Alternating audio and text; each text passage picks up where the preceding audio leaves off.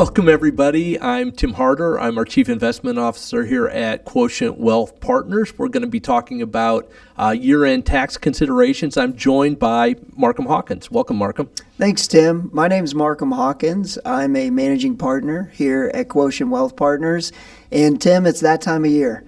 We're sitting down with clients. We're looking at their tax planning. We're projecting out what they need to do. So I'm excited to dive in with you here. Perfect. So today, I think we're going to cover just what you're talking about, some of those year-end tax planning strategies. We're also going to focus in maybe what you're doing on the investment side of things. We'll talk a little bit about charitable deduction or charitable contributions and maybe ways that can be deductible for you.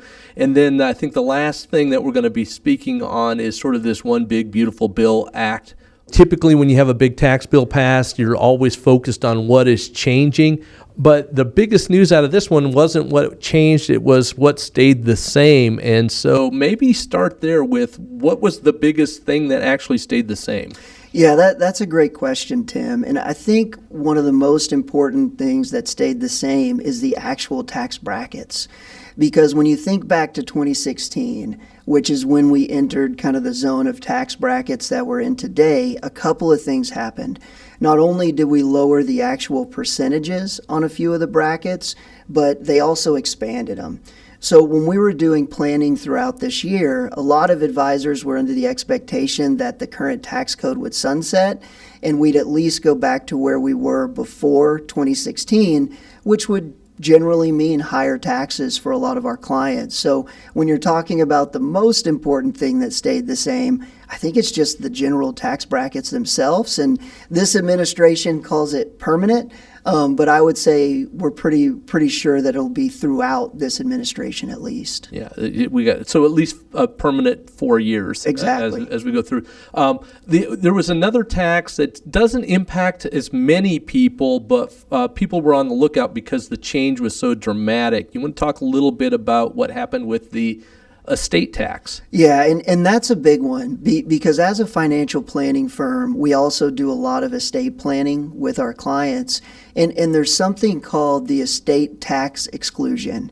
And really, Tim, what that means is when you pass away, there's a certain amount of money that unless you're over it, you don't have to go in and pay those federal estate taxes.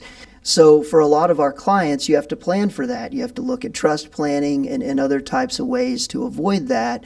But one of the things that stayed the same through the One Big Beautiful Bill is that exclusion. So if I'm single, I have up to $15 million before I go into that federal estate tax range. If I'm married, I have up to $30 million. All right, so a lot more clearance. So really, at the end of the day, what it means is most people, everybody that doesn't have $30 million in their estate, if they're a married couple, will not have to worry about estate taxes. Exactly. Okay, right. Perfect. All right, so one other thing that changed, and I remember this because I think a lot of our clients had a lot of tax work to do each and every year because one of the things they had to fill out was a Schedule A to itemize their deductions, and lo and behold, not very many do that anymore. So I think what else happened, I guess that's the last piece of the OBBA in terms of things that stayed. Yeah, and you're exactly right. If you go back before 2016, I think a lot of our clients were in this world where they would come in and do itemized deductions.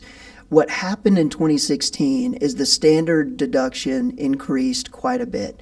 And so that put a lot of our clients in this range where they didn't need to itemize anymore, or they just couldn't itemize anymore.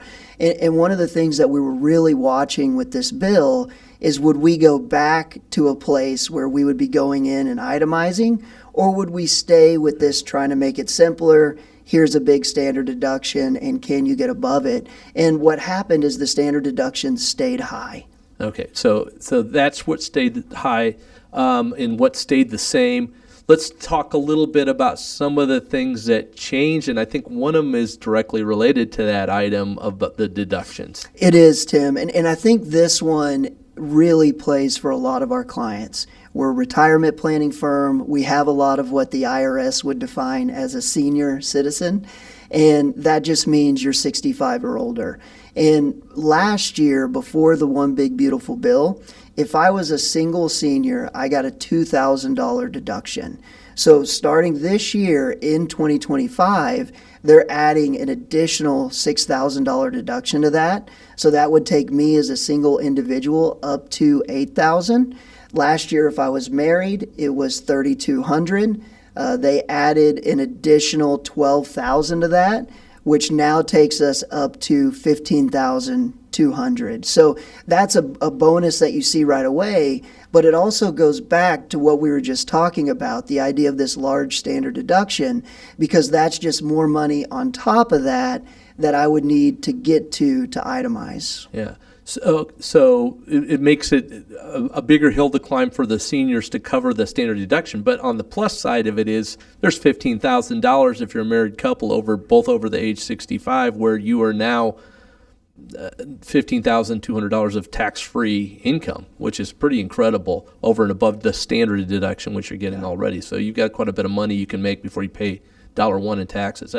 That's crazy. So one of the things that also happened with the increase in the standard deduction to try to balance out that bill last time when it was passed in 2016, I think was the elimination, or at least extreme reduction in the number of things that you could actually deduct, one of them being these SALT taxes. You want to explain what the SALT taxes are and what the changes are that have been made? Yeah, and that's another part of this bill that I think could affect clients right away.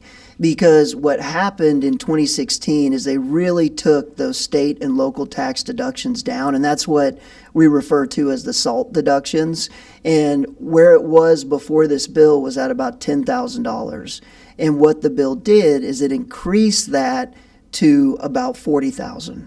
Okay, so now you've got people in high tax states or people with high property taxes that might be looking at this and saying, maybe this, if I do itemize it, might exceed my standard deduction. Okay, and it's trickier than that too, because I think there are a lot of phase outs, so everybody's situation is a little bit different as we move forward. So knowing that there have been some of these changes, what are some of the things you're starting to talk to clients about today that you didn't have to talk to them about last year, or were much less relevant anyway? Well, I think one of the main things we've been discussing is this idea of bunching. And what is that? So let's say that you live in a state that has high property taxes, and you're just kind of wired to pay those property taxes in maybe April. And then you go out to the next April and you pay them again. Well, what you might want to start thinking about now is making 2 of those payments in one single year. So then when you're coming in and you're doing your taxes, that might be able to get you to that itemized part to take advantage of that deduction. So for example, Tim, let's just say that your property taxes are $30,000 a year, and that typically wouldn't get you to an itemized place. Well, if we went ahead and paid April's this year, and then in December we prepaid for next year, then maybe that does get you to that itemized place so you could see that deduction. So I would just suggest sitting down with your tax advisor, financial advisor, and kind of understanding how that works. Okay, perfect. And then are there some other strategies sort of, in addition to sort of bunching these? Are there other things that you can be doing to sort of, I guess, control either your income or your deductions? And I know a lot of times this is the time of year people start thinking about their charitable gifting and planning strategies around that, because I know there's some strategies there that you're talking to clients about. Yeah, there absolutely is. I mean, one of them is just, where does your money come from? A lot of our retirees have saved in different places. They have Roth money, they have IRA money, they have brokerage account money. All of those things are taxed differently. So this idea of projecting your taxes out and understand where your spending is coming from, because at one point of the year it might make a lot of sense to do IRA money to spend there, so you're maxing out maybe those lower brackets. And then as you pass through to higher brackets, maybe that's where you turn on your Roth spending, or you look at the brokerage account side. Perfect. And then in terms of getting to some of those itemized deductions. I know there are the state and local taxes that we can deduct. There's very few things that you can deduct anymore, even when you itemize, but one of them is charitable gifts. Yeah. Do you want to talk a little bit about some of the ways that people can sort of maybe use that same sort of bunching strategies when they're thinking about their charitable gifting? Yeah, and Tim, there's a vehicle called a donor advised fund. And in the world that we live in, this is actually a fairly new thing. It came about around the same time as these brackets came in 2016. And the idea of it is, let's say that I'm a client. It's important to me to do some charitable gifting, but I'm doing $5,000, maybe $10,000 a year. So when you go back to this idea of the standard deduction, it's important to me to gift, but it's not helping me from a tax standpoint because I'm not gifting enough to go into the itemized side. What you can actually do is you can donate money to what's called a donor advised fund. And these funds generally exist for if I'm having a high income year. Maybe it's a liquidity event, maybe it's an inheritance, maybe I sold some stock that is not something I do every single year. But what I could say is, Tim, I know I'm going to give this $10,000 a year gift, so I'm going to take $100,000, I'm going to put it into a donor advised fund, and then what that does is it gives me the deduction of that $100,000 this year, but once it goes into the donor advised fund, I can decide when and who I give it to. So I can give that same $10,000 over the next 10 years, I can decide who it's going to go to, but I get that full deduction in the year that I really need it. And one of the best parts about a donor advised fund is I can also use my most appreciated securities.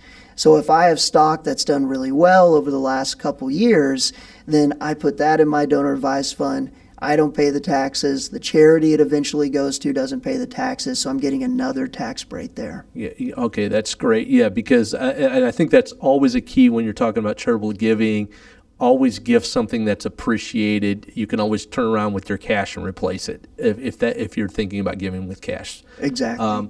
There's I think also a little bit of a change that's going to happen to the charitable gifting rules for next year. You want to talk a little bit about those? It's pretty nuanced, and it only affects these people that are going to try to itemize, but yeah, and that's a great point because there is a bit of a change coming in 2026 with donor advised funds. And what it is they're adding what's called a floor. So in essence, they're taking away a little bit of the deductibility in 2026 because what they're doing is they're looking at your AGI, they're taking that by 0.5%, and they're saying until you get above that, then it's going to take a bit of the deduction out of that donor advised fund. So Tim, if you're thinking about doing that, I think this year could be a great year to do it. But donor advised funds are not something you can wait until April to do. It has to be funded by December 31st of 2025 to avoid the changes. Right, and if you're trying to do that in advance, you don't have that account set up, you want to get that done in advance, especially if you're trying to transition or transfer a highly appreciated asset into it. Yeah, and Tim, we have relationships with both Fidelity and Schwab, and what they tell us is we really want that donor advised fund created at the beginning of December. So we're talking quick. Yeah, very good. Yeah, so immediately, essentially. Are there other ways to? So there's, in addition to maybe gifting through a donor advised fund, some of our folks also are starting to get into that age of life where they're required to take distributions from their IRA. Do you want to talk a little bit about an alternative strategy, maybe one that doesn't involve itemization in your taxes and a deduction, but another way to get your money out of your IRA tax-free if you're giving it away? Yeah, Tim, there is another strategy that we use for a lot of clients, and it's called a qualified charitable distribution. And really, if you think about who this makes sense for, we work with a lot of corporate executives. How do corporate execs traditionally save? They put money in their 401ks because they're getting a match there. That makes a lot of sense. So for a lot of our clients, there's a lot of pre-tax dollars. Some of them had lump sums, which were also deposited into those qualified accounts. So really, they get in this position where they have a lot of money in IRAs, these pre-tax dollars, and when they reach a certain age, they have to take what's called an RMD. An RMD is a required minimum distribution. And really what that is it's the IRS saying, Tim, we want you to pay your taxes, not your kids. So they start making you take a distribution out of those accounts. And for a lot of our clients at first, it fits with their financial plan. But the older you get, the more the IRS has you take out. So we have clients that get into a position where those RMDs are actually more money than they need. So they're basically taking money out, paying taxes, reinvesting it. And that's not an extremely efficient way to do this. So using those QCDs, the other thing you can actually do is earmark part or up to just over about $100,000 of your RMD and go ahead and gift that to a qualified charity. Now, I say this to almost every client. Unfortunately, our kids are not qualified charities. Charities just not qualified. Right. So that's not something that counts. But this is a very efficient way to gift money and remove it from your taxable income if you are in those RMD ages. All right, perfect. And then you talk about gifting. You just talked about gifting to kids. So this is something else that comes up every year. You talked a little bit about this estate tax and this exclusion. When you've got people that are thinking generationally and thinking about how do they support their kids even beyond college, I guess, and into the next generation, what are some of the things you're talking about with them today? That's a great question, because something that we talk a lot about in our financial planning process is the why.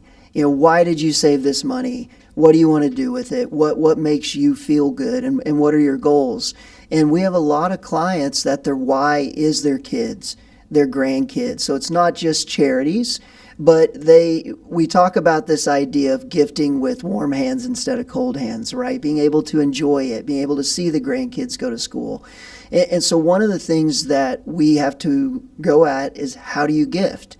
And part of the new bill is you're allowed to gift $19,000 per person.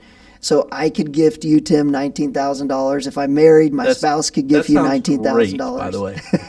And if you do that amount or less, there's no paperwork. You don't have to worry about them paying taxes, you paying taxes. You just gift the money, and that's that. Now, we talked about this idea of the estate tax exclusion at the very beginning of the presentation. And a lot of my clients will come to me and they'll say, Markham, I really want to gift more, but I don't want to hinder my kids to receive this gift. And that's because they don't really understand how it works. So with the estate tax exclusion where it is today, let's say I'm married and it's at $30 million, I could come in and I could gift you, Tim, $100,000. And what would that do? Well, I would let my CPA or my financial planner know about it. There's a form that's filed with my taxes saying how much over that $19,000 that I gifted you. And what it does is it just lowers that estate exclusion from $30 million to whatever it is I gifted over that $19,000 limit. So it's still something that's very doable, and we do push a lot of our clients to do it that so that direction. estate and gift exclusion. I think you see that sometimes. You're usually talking about a lot of times big purchases. You might be helping somebody with a down payment on their home, those types of things. So yeah, it's good to know that you don't have to be completely restricted by those annual limits. Okay, this is stuff that's near and dear to my heart. As a chief investment officer, I think about investments a lot. And one of the key things that we think about for our clients, it's not just the money that you make, it's the money you keep. And so really being tax smart on your investments is vitally important. It really does impact your net returns. What are some of the things you're going through today at this time of year with your clients to make sure they're maximizing their after-tax returns on their money? Yeah, and Tim, one of the most important ones that I want to talk about is this idea of harvesting losses. You hear a lot about this, and I think in general, a lot of people don't understand what it is, because think about this year. Stock market's up, bond market's up. We've had a great year in the markets, and so a lot of people just think, oh, the markets were good, there's nothing to harvest. And maybe that's true, but also maybe it's not. there's a lot of new ways of investing that we're doing with our clients, like direct indexing. And Tim, I know you're a big proponent of this, but traditionally, if I wanted to invest in the S&P 500, as our chief investment officer, you'd say, Markham, here's a great index fund. You can get all 500 of those stocks weighted the exact same way, and you'll be in a very low-cost, good position. Well, if I'm someone that's looking for losses over time, maybe I do that a little bit differently. And I actually go in and I buy a portion of those 500 stocks weighted the same way. But it's this idea of direct indexing. And what that does is it gives me the ability to harvest losses even when the index itself is up, because we know that a lot of single stocks drive the performance in the S&P 500. So we may be up 10% of the year, but there still could be some losses available for us to go in and harvest. So what I would say to that, Tim, is talk to your advisor, look at your investments, and just because the market's up doesn't mean there's not some instances where harvesting can make sense. Yeah. I mean, I think that's really insightful, and people don't think about the ways to maybe create tax losses. The other one is, we've got some folks, you mentioned ETFs and direct indexing. I think there's been a lot of evolution in terms of how people invest today versus maybe how we invested a decade ago or 2 decades ago. And for taxable investors, sometimes those tax implications keep you from making changes. But one of the things that we used to invest in 20 years ago, a lot of times, was mutual funds. Yeah. And, what we're seeing today is they're maybe less tax efficient. What are you talking to clients about today that maybe have these mutual funds, and what are some of the issues that they're facing?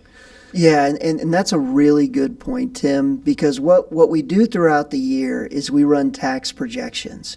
So we do everything we can to understand what your income is going to look like. We're looking at if you're still working, we're building in your paycheck stubs, we're looking at your dividends, and we're trying to understand, okay, based on where you are, what's available to us? Are there some ways to get to itemizing? We just want to know where you fall in those brackets. And one of the things that can really surprise a client is if they have mutual funds that are active investments, because what happens is those mutual funds are based on an objective. And unfortunately, that objective is not going to be Markham's taxes. It's going to be growth, it's going to be income. And so too many times we'll run a full tax projection, and then we'll get to April and be like, what happened? And what happens in those mutual funds is as we get to the end of the year, they make trades. And on a year like this, when there's been a lot of equities that are positive, that means they're going in and probably realizing gain. So you just need to have a good idea and a good buffer built into your tax projection that these things can take you by surprise. Yeah, and I was going to say, one of the things that we do a lot of times for clients when we see that they have this is we try to do some things to slow down that problem going forward. So you turn off things like dividend reinvestment, and then you take advantage once they pay those big capital gains out. So also at this time of year, you talk about all these projections that you're doing with the clients, trying to understand where they sit for this tax year. But we also know that, each of their account types is taxed a little bit differently, and sometimes we're trying to be proactive going forward. And I think, people are starting to kind of understand this next strategy a little bit better. But would you talk a little bit about what you do on like the Roth conversion side of things? Yeah, and Tim, I think this is a really important question, because out of all the work I've done with our clients, I think Roth conversions can be the most powerful.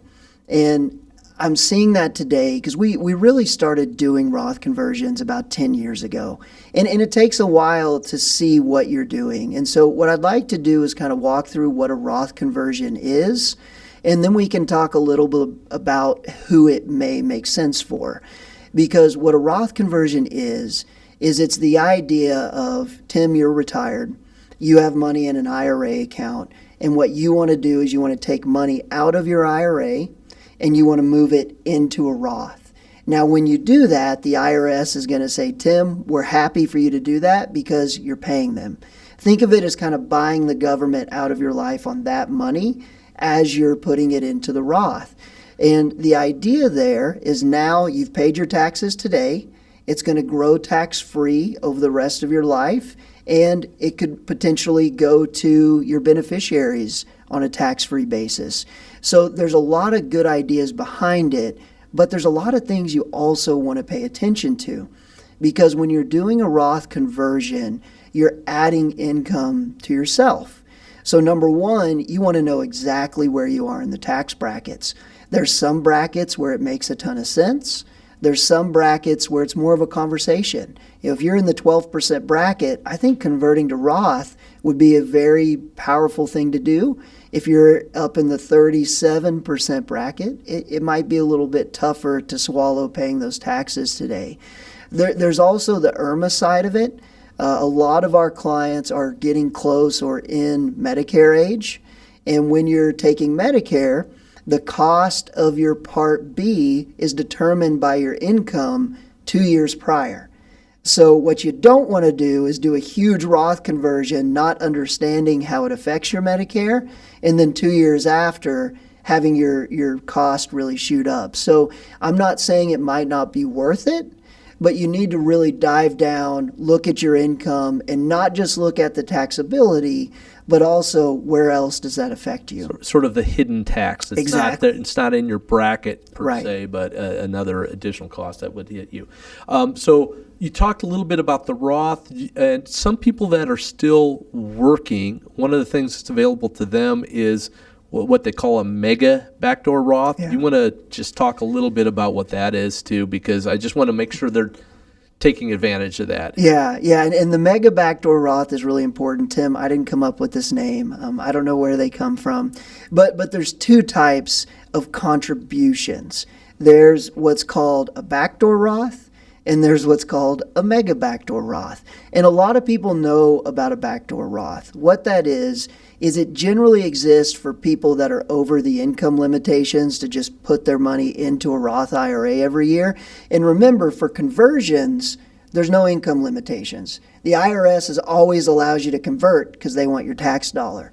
Now, for a backdoor Roth, maybe you make too much money, so you're putting money into a traditional IRA. As soon as it goes in, you're converting it to Roth before there's any type of growth that can happen on that money.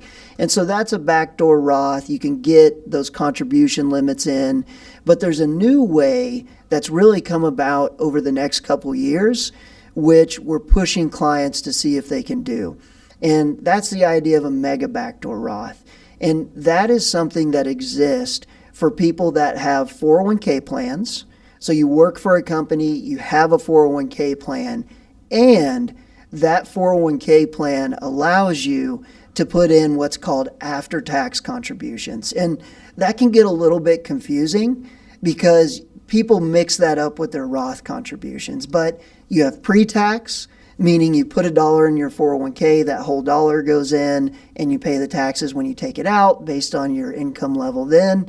You have Roth, which you put $1 in your 401k if your tax bracket's 20%, 80 cents go in, and that money grows tax-free. And then you have after-tax. So after-tax is I'm putting money into my 401k, I'm paying tax on it, but it's not within those limits of pre-tax and Roth. It's usually above and beyond. And so let's say, Tim, that I put $10,000 above what I'm doing for my pre-tax and Roth stuff into my 401k. If my company allows for it, I can take that $10,000 and I can roll that directly into a Roth IRA. Right. And so the advantage of that is you've already paid the tax on it, and you need to pay taxes on what you haven't paid tax on before when you do a conversion. But since you've already paid the tax, that amount, the additional tax is zero basically to do that conversion, or very limited maybe what. That's exactly Okay, right. perfect. That's an advantage. And then the other advantage is just the sheer amount you can get into Roth. Because if you're just going in and doing contributions, it's pretty small. Depending if you're under 50 or over 50, it's around 6,500, maybe 7,500. But if you're actually going through this mega backdoor Roth, depending on what your plan allows, you could do an additional $20,000 a year that way. Yeah, so very powerful stuff, and some of that's being proactive even going into the new year, because it may be a little late in the year for them to Exactly. get the taxes, to get that done for this year. All right, so we've talked about, I think we talked about the One Big Beautiful Bill Act, sort of a lot of what stayed the same, which was the tax brackets, the estate tax, the higher standard deduction. Some of the things that did change, we did see the increase in the SALT limitations.